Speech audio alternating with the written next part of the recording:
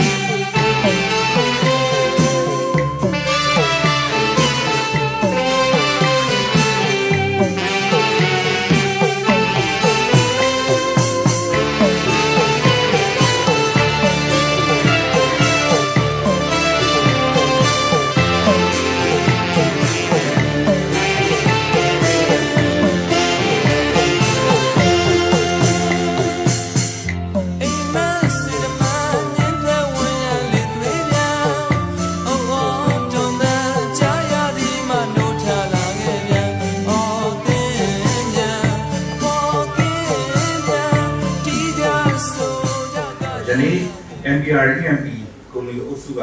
ကျင်းပပြုလုပ်တဲ့2016ခုနှစ်မြန်မာရိုးရာနှစ်တစ်ခုအတားတကြံခန်းနာမှာအမှုဆောင်ရရှိကျုံတဲ့ Senior Executive Management ဦးစားရိုးရာတကြံနဲ့ပတ်သက်တဲ့အချက်အလက်တွေကိုဝန်ထမ်းများအားမျှဝေပြောကြားခွင့်ရတဲ့အတွက်ကြောင့်အထူးပဲကျေးဇူးတင်ပါတယ်။အဲ့တော့ကျွန်တော်တို့ဒီရိုးရာအတားတကြံအကြောင်းဝင်ညပြီလက်လုံးမှာပေါ့နော်ကျွန်တော်တို့နိုင်ငံမပါဘူးကမ္ဘာနိုင်ငံများပြားမှာပြုကြုံခံစားနေကြရတဲ့စွမ်းရည်စိန်လုံးမြင့်တက်မှုပြက်လက်မှုနဲ့မလောက်မှမှုပြဿနာတွေကိုအခုဆိုတာအကြံပေးတင်ပြလိုပါတယ်။ဒါနဲ့ပတ်သက်လို့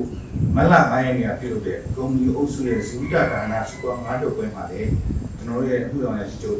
ဆရာဦးမိုးမြင့်ကအထူးတင်နှုတ်ပြီးတော့အားလုံးပြောကြားထားခဲ့ပြီးဖြစ်ပါတယ်။နော်ဒီနေ့ဒီကမ္ဘာရဲ့အရှိတွေပိုင်းအီရန်မှာအမေရိကန်နဲ့အစ္စရေးတစ်ဖက်နော်အီရန်ကတစ်ဖက်စစ်ပွဲပြပနေတာအခုဆိုရင်ကျအားဖြင့်40ကျော်လာရောက်ရှိလာပြီဖြစ်ပါတယ်စစ်ပဲပေါ့နော်ဘာဆန်းလို့လဲငွေတွေကကျွန်တော်တို့ကမ္ဘာမှာညာမို့ကိုညာနော်ဖြစ်နေတာပဲလို့ကျွန်တော်တို့ကဆော့လိုက်ကြတယ်ပေါ့ဒါပေမဲ့လည်းအခုဖြစ်နေတဲ့ဒီကစစ်ပွဲပေါ့2016ခုနှစ်ကတော့ရှေ့မှာတကယ်စစ်နေတဲ့မထူးရပါတယ်အဓိကပြဿနာကကမ္ဘာမှာစွမ်းရည်အရေးမြင့်မှာရင်းနှီးပမာဏ1.9 trillion barrel ရှိတဲ့အနက်မှာဒီစစ်ဖြစ်တဲ့နေရာမှာက850 billion barrel ရှိနေတာဖြစ်ပါတယ်။အဲဒါကကမ္ဘာတန်းငွေနဲ့ပတ်သက်ရင်ကမ္ဘာမှာ200 trillion ကုဗမီတာရှိတဲ့အနက်မှာနော်ဒီ80 trillion ကုဗမီတာကကျွန်တော်တို့ဒီရှေ့တဲ့ပိုင်းမှာရှိနေတာဖြစ်ပါတယ်။တနည်းအားဖြင့်ကမ္ဘာရင်းနှံအရင်းမြစ်50%နဲ့ကမ္ဘာတန်းငွေအရင်းမြစ်40%ကလက်ရှိစစ်ဖြစ်နေတဲ့ဒီ Middle East ကိုအရှေ့တဲ့ပိုင်းမှာတည်ရှိနေတာဖြစ်ပါတယ်။ဒါကြောင့်နောက်တစ်ခါလေဒီနေရာကစွမ်းရည်အရင်းမြစ်တွေကဘာကိုဖြန့်ဝေတဲ့ Strait of Hormuz ဆိုတဲ့ Hormuz ရေလက်ကြားလည်းရှိပါတယ်။ဒီရေလက်ကြားကိုတိုးပြီးတော့မှတရက်မှာကမ္ဘာစွမ်းရည်နဲ့ရေနံတွေကိုဖြန့်ဖြူးနေတဲ့ရာခိုင်နှုန်းက20%ရှိတဲ့အတွက်ကြောင့်လေဒီလမ်းကြောင်းကအလွန်အရေးပါတဲ့လမ်းကြောင်းဖြစ်ပါတယ်။ဒါကြောင့်လေဒီလိုကျွန်တော်တို့အီရန်စစ်ပွဲဖြစ်ပွားလာပြီးတော့ရဲတဲ့ဘက်တစ်ဖက်10ရက်လောက်ကြာမှာကမ္ဘာနိုင်ငံအများစုအနေနဲ့ကစွမ်းရည်စင်လုံးကြီးမြင့်မှုပြက်လက်မှုမလောက်ငှမှုစတဲ့နေတွေကိုခံစားနေကြတာဖြစ်ပေါ်မှာတူကြီးသူဟန်ရဲ့ထိန်းသိမ်းကာကွယ်ရေးကြရရှိပါတယ်။အားလုံးကြည့်ကြတဲ့အတိုင်းကျွန်တော်နိုင်ငံမှာလည်းအစိုးရဝန်ထမ်းတွေကိုတပတ်မှာတရက်သွားအမုံပြုလုပ်တဲ့မော်တော်ယာဉ်သုံးစွဲမှုနဲ့လောင်စာဆီပေးဝင်နိုင်မှုပမာဏသဘာဝတန်းသုံးစွဲနိုင်မှုပမာဏတွေကိုကန့်သတ်လျှော့ချရဲစသဖြင့်နိုင်ငံတော်အစိုးရကဒီလိုမျိုးနဲ့ရှာဖွေကျင့်သုံးဆောင်နေတာဝန်ထမ်းအားလုံးဒီပဲဖြစ်ပါတယ်။ဒါကကျွန်တော်တို့ပုံပြီးအုပ်စုနေရဆိုရင်ပြီးခဲ့တဲ့ရဲတဲ့ဘက်ကစလို့ရှေ့ရေးအခြေအနေမျိုးကိုပြောပြပုံမှာဝန်ထမ်းတွေကိုဥယျာဉ်နှုံးတာကန့်သတ်ပြီးတော့မှ work from home ပြုလုပ်ဖို့ကာလတတ်မှတ်ဆောင်ရွက်ခြင်းနေ့စဉ်ကျင့်သုံးမှုနဲ့လောင်စာသုံးစွဲမှုကန့်သတ်ထိန်းချုပ်ခြင်းပုံပြီးအုပ်စုမှာရှိတဲ့ပုံပြီးနဲ့အကျဉ်းလောင်စာပမာဏထားရှိမှုတွေကို တော့ရှိလို့ပြီးတော့တစ်ချက်ပြင်ဆင်ခြင်းစရတဲ့အရာတွေကိုကျွန်တော်တို့ရဲ့ဒီစီက executive management အနေနဲ့အပန်းကြီးတာဆောင်ရွက်နေတာကျွန်တော်တို့ဝန်ထမ်းအားလုံးတွေ့ကြမှာဖြစ်ပါတယ်အဲ့တော့ဒီ Iran စစ်ပွဲနဲ့ပတ်သက်တော့နောက်ဆုံးဒါပြီးခဲ့တဲ့ရက်ညမှာကျွန်တော်ရတဲ့သတင်းတွေကြတော့ဒီနှစ်ဖက်ကြားမှာနှစ်ပတ်ကြားအပြစ်ခရဆဲမယ်ဟောမှုယူတဲ့ကြားလည်းပြန်ဖွင့်ပေးမယ်စသဖြင့်တော့ကြားသိရလို့ကျွန်တော်တို့စိတ်သက်သာရဖို့ကြာတော့ဖြစ်ပါတယ်သူတို့လည်းဒီနေ့ထပ်မံကြားသိနေတဲ့သတင်းတွေကကြတော့လေပြစ်ခတ်ထက်ခတ်မှုတွေရှိနေတာပဲဟောမှုယူတဲ့ကြားရတယ်ပြန်ပိတ်ရင်လည်းပိတ်မယ်စသဖြင့်ဖြစ်နေတာတွေလည်းပြန်သိနေရတယ်အဲ့တော့တကယ်လို့များဒီ Iran စစ်ပွဲကပြီးသွားခဲ့တဲ့ဆိုရင်တော့ဒီစစ်ပွဲရဲ့နောက်ဆက်တွဲအကျိုးဆက်တွေကျွန်တော်တို့ကစိုးကျိုးတွေပေါ့နော်အဲ့ဒါတွေကိုနှစ်နဲ့ချီပြီးခံစားမယ်လို့နောက်က analysis ကပြောထားတဲ့အတွက်ကြောင့်ကျွန်တော်တို့လည်းဒီနေရာနဲ့ဒီပြုအကြောင်းနဲ့တင်ပြလိုပါတယ်အဲ့တော့ဒါဆိုရင်ဒီလိုခက်ခဲရှုပ်ထွေးတဲ့အခြေအနေကြားမှာဝန်ထမ်းတွေအားလုံးကိုကုမ္ပဏီအုပ်စုရဲ့အခုလိုမြန်မာပြည်ကအတားအဆီးပွဲတွေဘာလို့တက်ရောက်စေပြီးတော့ကျင်းပနေရတာလေလို့ဘယ်မှုထုတ်ဖို့ထုတ်ဆရာရှိပါတယ်အဲ့တော့ပြီးခဲ့တဲ့ matrix management ဒီတစ်ခုမှာကျွန်တော်တို့CEO ဆရာဦးမြင့်ရတယ်ပေါ့အကြောင်းအရာတစ်ခုဆွေးနွေးနေတယ်သူ့အနေနဲ့ငယ်ငယ်အကြောင်းစီတစ်ခုမှာရှေးထုံးလဲမပင်နဲ့ဈေးသုံးလဲမကျွေးနဲ့ဆိုတဲ့စကားကိုဒါကျောင်းသားတွေဖက်တဲ့ရှင်းပြရင်ပေးရတယ်ဆိုတာလေးကိုမှတ်ရတယ်နော်အဲ့တော့နိုင်ငံတနိုင်ငံရဲ့လူမျိုးနဲ့ယဉ်ကျေးမှုထုံးတမ်းစင်လာဆိုတာကပြည်တဲ့ကောင်မပြောင်းပြပြန်ကျွန်တော်တို့ယဉ်ကျေးမှုတွေထုံးတမ်းစင်လာတွေကစိုင်းနဲ့ထားရှိတဲ့နေလို့နော်ဆရာကပြောကြရတာလည်းရှိပါတယ်နော်ဒါကြောင့်မို့ဒီနေ့ကျင်းပပြုတဲ့မြန်မာပြည်အတားဆန်ပွဲနေအရေးခါရနော်ကျွန်တော်တို့မြန်မာပြည်မျိုးအားလုံးတွေပုံမှုစရာအလေးနဲ့ထားစရာလိုက်နာကျင့်သုံးအပ်တဲ့ထုံးတမ်းကလေးစံရဖြစ်ပါတယ်တကြံရဲ့အတိတ်ကပူပြောင်းခြင်းတဏှာကနေတင်နေအောင်ရောက်ရှိခြင်းဖြစ်ပြီးတော့မှကျွန်တော်တို့လူမျိုးရဲ့နှစ်တည်းထိမှန်လူသားပွဲတော် National Festival ပဲဖြစ်ပါတယ်မြန်မာသမိုင်းမှာဒီခေတ်ကစပြီးတော့နောက်ဆုံးပုံမှန်ဖြစ်ပြီးခေတ်တွေမျိုးမျိုးရှိတဲ့နေရာမှာပထမမြန်မာနိုင်ငံကိုစတင်ထောင်ခဲ့တဲ့ပကံခေတ်ရဲ့ပကံမင်းဆက်ပေါင်း50ရှိအဲ့မှာကျွန်တော်တို့50မြောက်ပြီးလက်ထက်ကစတော့မြန်မာလူသားအပြန်ပွဲကိုဆင်နွှဲရဲဆိုရဲသမိုင်းကြောက်စာပတ်တန်းနေတယ်ကျွန်တော်တို့ရှိပါတယ်ဒါကြောင့်ဒီနေ့ကျွန်တော်တို့ကျင်းပပြုလုပ်နေတဲ့မြန်မာလူသားတစ်စိတ်ကိုတာပြန်ထုံးတဲ့တတိဟာလွန်ခဲ့တဲ့နှစ်ပေါင်း800အနည်းဆုံး800လောက်ကလေးကကျွန်တော်တို့ဗမာတွေနေနဲ့နော်ဒီနေ့ဆောင်ရွက်ခဲ့ကြတဲ့ထုံးတဲ့တတိပွဲတော်တစ်ဖြစ်တယ်ဆိုတော့ကျွန်တော်တို့နိုင်ငံအားလုံးမင်းမျိုးရှိကြဖို့ကျွန်တော်တင်ပြလို့ဖြစ်ပါတယ်အဲ့တော့အလားတူပဲเนาะဒီလိုပွဲတော်မှာကျွန်တော်တို့မြန်မာတွေပြုလုပ်ကြတဲ့ဒီကိထုံးစံတွေကတော့ဒီနေ့နေ့စဉ်စုထီစာအဖြစ်ကြံစာလို့တင်စားတဲ့ဘောလုံးရင်ဘောမှုကြာကြီးတာဘူးလို့ရွှေရင်အေးဘူးလက်ဆောင်မဆရာတွေကအထူးရနာထူးကြတယ်နောက်တစ်ခါသူတစ်ပါးအသက်ကိုကယ်လို့မှဘေးမဲ့လို့ရင်လေမိမိလည်းဘေးဒုက္ခဝဆင်းရဲပေါင်းအလူမြောက်တယ်ဆိုတဲ့ယုံကြည်ချက်နဲ့တိရစ္ဆာန်တော်ကိုဒီထိုးပေးခြင်းအမွှေးနှံ့တာများဒိမ့်ပေးခြင်းပြုပြီးတော့မှဘေးမဲ့ထွက်တာဆောင်ရွက်ကြတယ်ဒါအပြင်ကြံကျိုးဆိုတဲ့အပြင်ချစ်စပွဲကြံဦးငယ်တွေမှာအုံးရွက်တို့တမာရွက်တို့တပြေရွက်တို့ဇီးညွန့်တို့လေးစားပန်းနဲ့ဗရောက်ခက်ပြီးရောရှက်ထိုးပြီးတော့မှအတာအိုးဆိုတော့ခါကြံကျိုးဆိုကြတာတွေလည်းရှိတယ်တချို့ကလည်းကြံတွဲမှာကျွန်တော်တို့ဘုံမရဟန်းဝတ်တယ်တချို့ကလည်းဥပုသ်တီလာတဲ့စောက်တီကုသိုလ်ပြုကြတယ်နော်စတဲ့ဒီပုံစံတွေကကျွန်တော်တို့မြန်မာတွေအတွက်ကတော့တကယ်ကိုချစ်မြတ်ဖို့ကောင်းတဲ့အလွန်ချစ်စရာကောင်းတဲ့ယူရာထုံးတမ်းစင်လာတွေဖြစ်တယ်လို့ကျွန်တော်တင်ပြလိုပါတယ်ဒါကြောင့်ဒီနေ့ကျွန်တော်တို့ကုမ္ပဏီအုပ်စုကျော်ဖြတ်ရည်တည်ခဲ့ပြီးတော့38နှစ်ကာလမှာ38နှစ်ကျွန်တော်တို့ကုမ္ပဏီကရှိပါပြီအဲ့တော့ဒါကုမ္ပဏီအုပ်စုရဲ့အမှုတော်ရရှိတဲ့ Senior Executive Management အနေနဲ့မြန်မာထုံးတမ်းတွေဆင်လာပွဲတွေဖြစ်တဲ့ပါချုပ်ကာလလူကြီးသူမများကိုကြောတာအစဇီဝကကဏ္ဍစူပေါင်း၅လုပ်ပွဲတွေအခုလိုအတားဆီးပွဲတွေကိုဆင်ဆက်မပြတ်ကျင်းပပြုလုပ်ပြီးတော့မြန်မာတို့ရဲ့ရိုးရာယဉ်ကျေးမှုနဲ့ဒေသမှုစံတွေကုမ္ပဏီရဲ့ယဉ်ကျေးမှုအဆင့်အလာတွေကိုနောင်လာနောက်တာဝန်ထမ်းအစ်စ်ဝန်ထမ်းငယ်တွေအားလုံးသိရှိစေဖို့မမေ့လျော်ရှိကြစီဖို့အခုလောင်ရရှိတို့ရဲ့အထူးရွယ်ချက်နဲ့ကျွန်တော်တို့က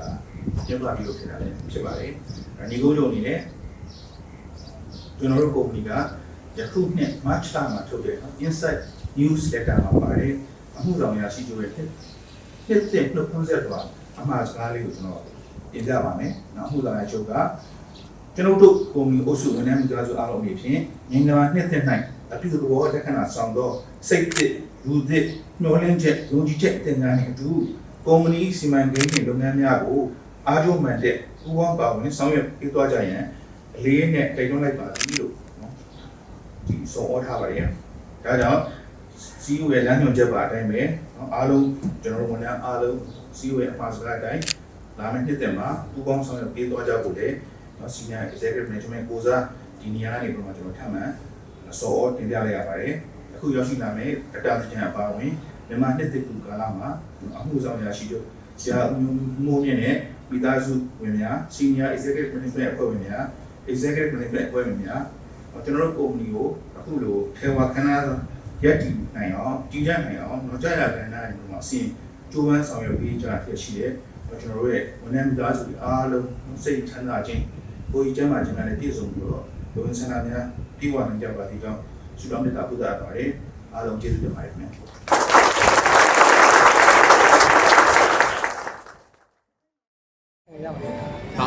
ဟုတ်ကဲ့ကျင်းရိုက်တယ်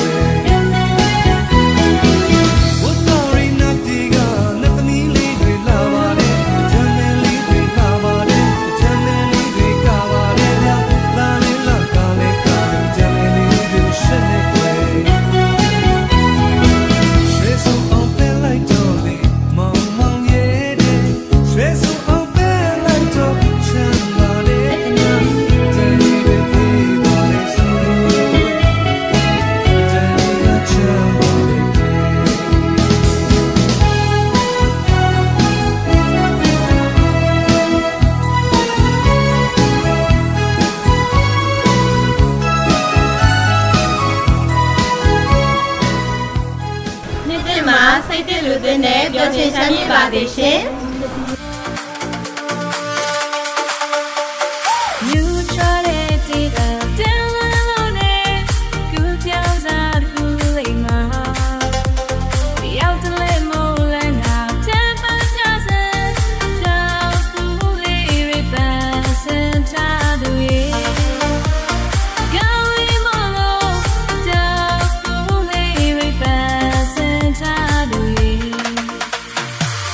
雪雪。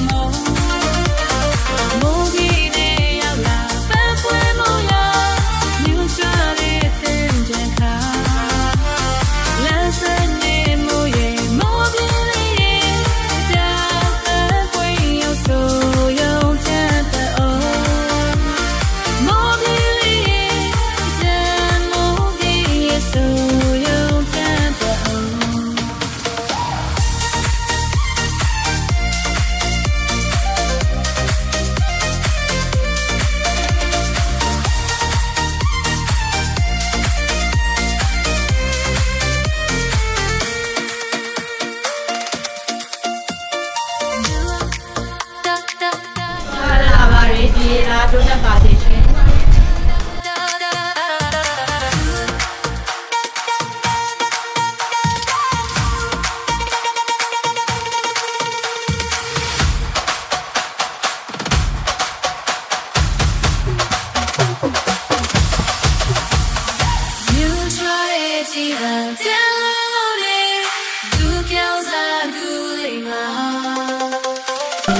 နေဟောင်းကအညစ်အကြေးတွေတစ်ချိန်နဲ့တူမျောပါပါသေးရှင်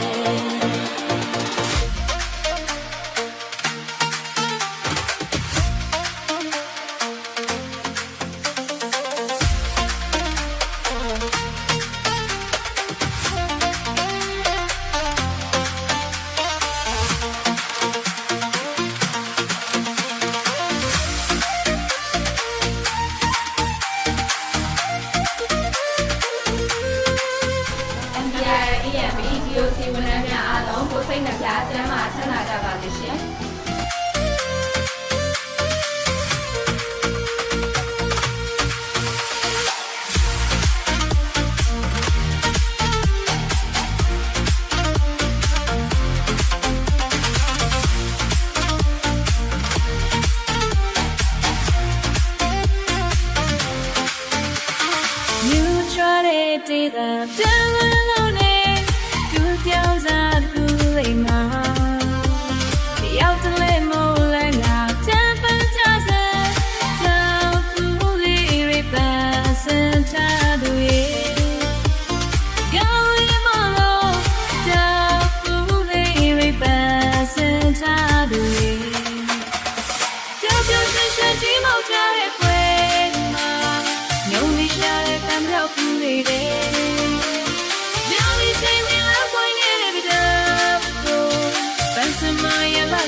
Mamo,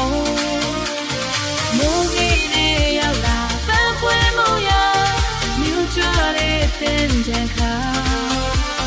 Lansane moye, mobile ye, dao papue yo so yo chanta o. Mobile ye, dan mobile so.